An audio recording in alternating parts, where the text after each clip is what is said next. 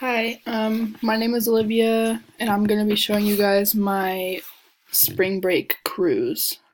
So, it starts over here in Fort Lauderdale, Florida. Um, we leave from the Florida cruise port on the Royal Caribbean ship. And then from Florida, we would be going to uh, Nassau, Bahamas, and we'll be visiting the Atlantis resort there with the water slides, and we'll be there for a day. And then after that, we will be going to St. Kitts.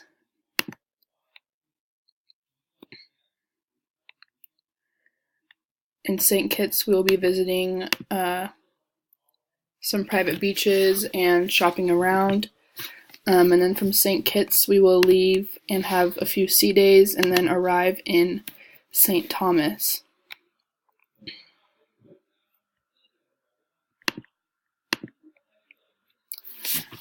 St. Thomas will probably be doing the same thing, just visiting beaches, shopping, eating food, stuff like that.